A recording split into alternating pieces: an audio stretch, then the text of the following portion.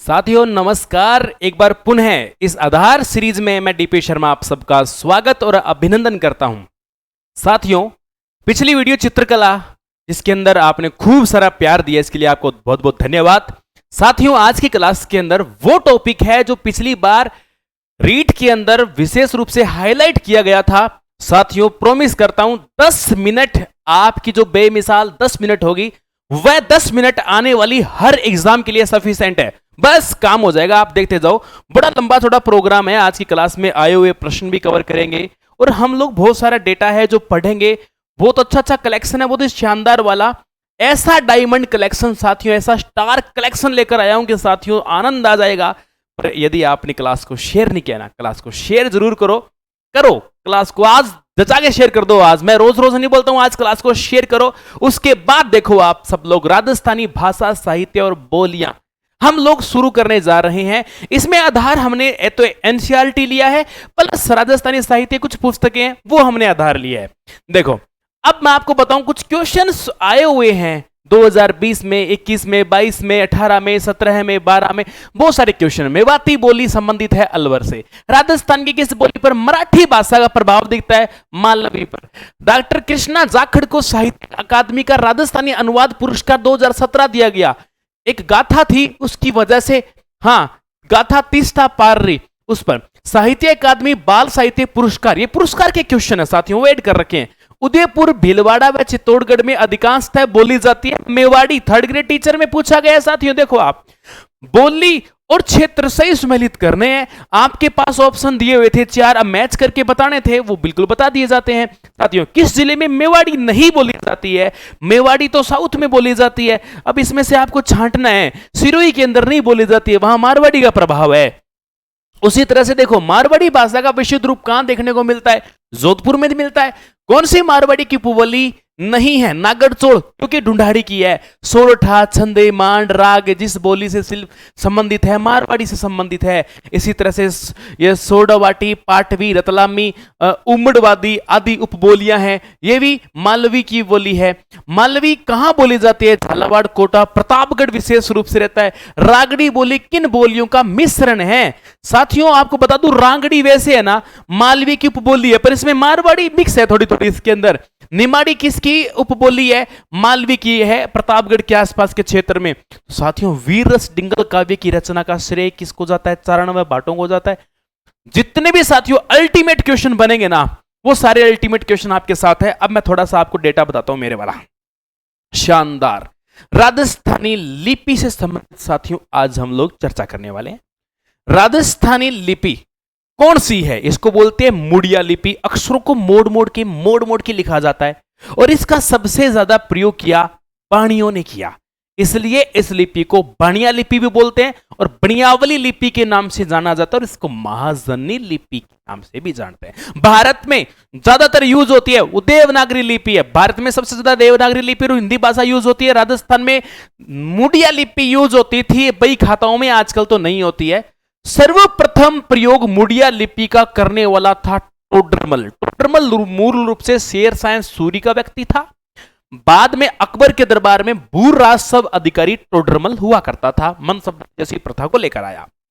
आप देख रहे हो, सर्वप्रथम राजस्थानी लिपि के अंदर लिखा गया लिखित ग्रंथ अपने को प्राप्त होता है तो वो कुवल्यमाला है। कुवल्यमाला की रचना जिनसेन सूरी ने की थी और जालोर दुर्ग में सूकड़ी नदी के किनारे की थी। एक शासक थे वत्सराज प्रतिहार, उनके ये दरबारी हुआ करते थे। इसमें कुल 18 देसी भाषाओं का प्रयोग है, उसमें से मरु भाषा साथियों सबसे प्रमुख है। और हमारे राजस्थानी भाषा दिवस के ऊपर यदि बात करें तो 21 फरवरी को राजस्थानी भाषा दिवस मनाया जाता है। एक शानदार बात और बता दूं, राजस्थान में राजस्थानी भाषा के लिए शब्द पहली बार किसी ने प्रयोग किया तो वो जॉर्ज अब्राहम ग्रियर्सन था। 1912 में एक बुक लिखी गई थी, लिंग्विस्टिक सर्वे ऑफ इंडिया। इस पुस्तक के अंदर सबसे पहली बार राजस्थानी शब्द का प्रयोग किया गया था साथियों। तो इस तरीके से आप देख सकते हो, राजस्थान से बेसिक कॉन्सेप्ट यदि को पूछा जाए तो आपका साथियों यहां पर क्लियर है। अब आप देखते हो, राजस्थानी भाषा के उद्भव को लेकर अलग अलग थिंकर्स के, अलग अलग भाषाई विद्वानों की अलग अलग थॉट्स हैं। देखो, क्या कौन कहता है? कहता है नागर अपभ्रंश। ये बात दो व्यक्ति मान रहे हैं, एक तो जॉर्ज अब्राहम ग्रियर्सन मान रहा है और डॉक्टर पुरुषोत्तम मेनारिया मान रहा है। याद रखना है, मेनारिया। अब्राहम ग्रियर्सन, डॉक्टर पुरुषोत्तम मेनारिया। ये कहता है नागरी अपभ्रंश से राजस्थानी भाषा का उद्भव हुआ है। अब ये दो आदमी और है, एक तो कन्हैयालाल माणिक्यलाल मुंशी, ये वही व्यक्ति है जो भारत में आजादी के बाद ऊर्जा मंत्री के रूप में देखा गया। ये वही व्यक्ति है जो एकीकरण के चरण के अंदर ये जो अपना पहला चरण का नाम रखा गया, मत्स्य संघ रखा गया, वो इसी के व्यक्ति के कहने पर रखा गया। मोतीलाल मनेरिया और कन्हैयालाल माणिक्यलाल मुंशी कहते हैं गुर्जरी अपभ्रंश है, और यही मत साथियों मैं आपको बता दूं सर्वमान्य मत माना जाता है राजस्थानी भाषा को लेकर। यदि कोई सर्वमान्य मत यदि कोई है तो गुर्जरी अपभ्रंश से माना जाता है। सोरसेनी अपभ्रंश देखो जरा, महावीर प्रसाद शर्मा, लुई पी टेसीटोरी ये कहते हैं सोरसेनी अपभ्रंश से राजस्थानी का उद्भव हुआ है, पर डॉक्टर सुनीति कुमार चटर्जी कहते हैं नहीं, सौराष्ट्रीय अपभ्रंश से राजस्थानी भाषा का उद्भव हुआ है। ये ऐसा स्वीकार कर रहे हैं लोग, ऐसा मान रहे हैं। तो साथियों भाषा उद्भव को लेकर क्वेश्चन आता है तो आपका क्लियर। अब देखो साथियों, जॉर्ज अब्राहम ग्रियर्सन ने राजस्थानी भाषा की 5 उपशाखाएं बताई। 1 नंबर शाखा है पश्चिमी राजस्थानी, 2 नंबर है मध्य पूर्वी राजस्थानी, 3 नंबर है उत्तरी पश्चिमी राजस्थानी, और फिर आप यहां पर देख रहे हो ये उत्तरी पूर्वी है साथियों, ये उत्तरी पश्चिमी गलत लगा दिया मैंने यहां पर, ये उत्तरी पूर्वी पश्चिमी इधर हो गया आपका, ये इधर उत्तरी पूर्वी, इस प्रकार से उत्तरी पूर्वी राजस्थानी, और फिर दक्षिणी पूर्वी, फिर आप दक्षिणी और पूर्वी, ये मिक्स एक हिसाब से कर रखा है इन लोगों ने यहां पर, और फिर आप यहां देखोगे दक्षिणी राजस्थानी। ओके, अब आप यहां पर देखेंगे, आप थोड़ा सा डायरेक्शन इसमें मत लगाना, क्योंकि जब ये भाषाई विभाजन किए गए थे ना, उस टाइम ऐसे राजस्थान का निर्माण नहीं था, तो इसलिए कुछ भाषा विवादों में रहती है, जैसे मेवाड़ी भाषा विवादों में रहती है। अब मेवाड़ी भाषा जो है ना, इसको पश्चिमी राजस्थानी में भी इसको शामिल कर रखा है, बोले कि मेवाड़ी, इसने क्या बोला कि तो मारवाड़ी मेवाड़ी जैसी है, अरे कहते हैं कि मेवाड़ी तो मारवाड़ी सी बनी है, ऐसा हम नहीं कह रहे, अब्राहम ग्रियर्सन कह रहा है, क्योंकि जब इन्होंने यह तैयार किया उस टाइम ऐसा राजस्थान दिखता नहीं था।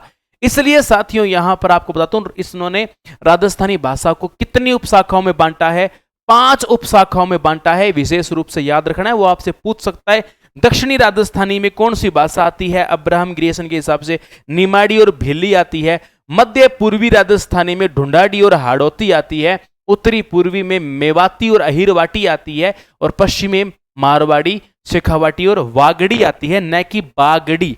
बागड़ी साथियों साउथ राजस्थान में है, ये वागड़ी है, वागड़ी वागड़ी करना है लाडलो, ये ध्यान रखना है यहां पर। ये इन शब्दों का छोटे छोटे शब्द है ना। अब हुआ राजस्थान में साहित्यिक स्तर पर विभाजन, कौन करेगा? एक ही व्यक्ति जो बीकानेर के अंदर ही सलट गए थे, नाम है लुई पी टेसीटोरी। लुई पी टेसीटोरी ने राजस्थानी भाषा को साहित्यिक आधार पर 2 भागों में बांटा। एक का नाम डिंगल था, एक का नाम पिंगल था। आपने पढ़ा हो तो बहुत अच्छे से आपने ये शब्द जाने होंगे। एक को तो हम लोग डिंगल कहते हैं, डिंगल साहित्य नाम सुना होगा, और एक को हम लोग पिंगल साहित्य कहते हैं। डिंगल और पिंगल 2 मोस्ट इंपोर्टेंट अपने पास साहित्य हैं साथियों। पश्चिमी राजस्थान का जो भाग है इसको डिंगल साहित्य है, और इधर वाले को पिंगल साहित्य है। अब देखो 2 भाग मोटे मोटे। अब इसको पश्चिमी राजस्थानी भी कहते बोल नहीं, अब इसको पूर्वी राजस्थानी बोल दो, सीधा स्पष्ट है क्या? मारवाड़ी, मेवाड़ी, बागड़ी, शेखावाटी, टडकी, थड़ी, बीकानेरी, खेराड़ी, सिरोही, ये पश्चिमी राजस्थानी में। पूर्वी राजस्थानी ढूंढाड़ी, हड़ौती, मेवाती, अहिरवाटी, राठी, तोरावाटी, राजावाटी और नागरचोर, ये सारी इधर आ जाएगी। ओके, ये पूर्वी राजस्थानी में। बस क्लियर। नेक्स्ट देखो, अब प्रमुख बोलियां हैं। सबको पता है राजस्थान की सबसे प्रमुख मानक बोली यदि कोई है वो मारवाड़ी है। सबसे ज्यादा एरिया में बोली जाने वाली मारवाड़ी है। क्षेत्र आपके सामने है, उपबोली थली और गोड़वाड़ी विशेष है साथियों। अब बात है मेवाड़ी। मेवाड़ी मेवाड़ी में बोलते हैं, Chittor, Rajsamand, Bhilwara. Clear, no tension. आप इधर देखो, ढूंढाड़ी सबसे ज्यादा जनता के द्वारा बोली जाती है। सबसे प्रमुख शब्द है छह, हर जगह छह, हर जगह छह घुसाते हैं। उपबोली तोरावाटी, राजावाटी, नागरनीय, नागरचोड़ है। क्षेत्र जयपुर दौसा दुद्दू मेवाती खास करके ब्रिज भाषा का प्रभाव है, विशेष बात याद रखनी है। क्षेत्र अलवर भरतपुर डीग याद रखना है। हाड़ौती, हाड़ौती क्षेत्र में दिखने बोलने में ये ढूंढाड़ी जैसी है। इन लोगों का भी 6 शब्द मोस्ट इंपोर्टेंट है। हाड़ौती के 4 जिलों में विशेष रूप से बोली जाती है। एक बात मालवी पे याद रखना, मालवी में मध्य प्रदेश का प्रभाव दिखता है, खास करके झाबुआ रतलाम का प्रभाव दिखता है। प्रतापगढ़ के आसपास बोली जाती है। उपबोली 2 है, रांगड़ी और निमाड़ी। देखो बागड़ी भाषा पर गुजरात का प्रभाव साफ साफ दिखता है। इसको आप भिल्ली बोली भी बोल सकते हो, दक्षिणी राजस्थान की प्रमुख बोली बोल सकते हो, बिल्कुल कॉमन बात। शेखावाटी, शेखावाटी में ये तो मैंने साथियों प्रमुख भाषाओं के ऊपर चर्चा की आपके साथ। क्वेश्चन है ना, इनको मत छोड़ देना साथियों, क्वेश्चन मोस्ट इंपोर्टेंट। देखो किसने राज रूपक की भूमिका डिंगल को राजस्थानी भाषा कहा है? रामकरण आसोपा पटवारी में पूछा गया। चारण कवियों द्वारा प्रस्तुत राजस्थान भाषा का साहित्यिक रूप है डिंगल। दादू पंथ के अधिकांश लोग किस लिपि का प्रयोग करते हैं? ये ढूंढाड़ी बोली का ही प्रयोग करते हैं। तोराबाटी क्या ढूंढाड़ी की उपबोली है। राजस्थान की बोली क्षेत्र में सर्वाधिक सुमेलित करना है, कर दो। ये सामने पड़े बांसवाड़ा में बागड़ी चलती है। किस बोली को भीलों की बोली बोलते हैं? बागड़ी को। डूंगरपुर में बागड़ी चलती है। मेवाती अलवर भरतपुर में चलती है। साथियों अल्टीमेट क्वेश्चन है, इनका सदुपयोग करो क्वेश्चंस का। राजस्थानी भाषा की उत्पत्ति का काल ये मोस्ट इंपोर्टेंट है, 12वीं शताब्दी का काल माना जाता है। मेवाती देखो कितनी गजब के क्वेश्चन साथियों। खेराड़ी कहां बोलते हैं? टोंक भीलवाड़ा में खेराड़ी मेवाड़ी की उपबोली है। ग्रियर्सन ने बागड़ डूंगरपुर बांसवाड़ा में बोली जाने वाली भिल्ली को क्या कहा है? बिल्ली। अभी क्लियर किया था मैंने, बिल्ली। देखो साथियों जो पीछे जो कंटेंट है ना वो सारा इससे आप मैच करो। आपके आए हुए क्वेश्चन लगभग मैंने 61 आए हुए क्वेश्चन मैंने आपके सामने क्लियर किए हैं और 45 एक क्वेश्चन मैंने आप सबको बताए हैं। 100 क्वेश्चन का कलेक्शन 10 मिनट में अपना हो गया। साथियों आज के लिए इतना ही। अगले आधार सीरीज में कौन सा टॉपिक पढ़ना चाहोगे कमेंट बॉक्स में कमेंट जरूर करें। लाडले बच्चों क्लास को शेयर जरूर करना है। कॉपी लगा लो, 20 क्लासेस हो चुकी है, कंटिन्यू चलेगी। आप नंबर लगाओ आधार सीरीज 1 2 3 4 5 6 20 नंबर आधार सीरीज होगी। कॉपी लगाओ शानदार धमाके के साथ में साथियों, उतार दो, नोट डाउन कर दो। पेपर में कुछ ही पढ़ने की जरूरत नहीं, राजस्थान जीके में साथियों ये आधार सीरीज आपका काम कर देगा। आज के लिए इतना ही, फिर मिलते हैं नई क्लास में। जय हिंद, जय भारत, बाय बाय।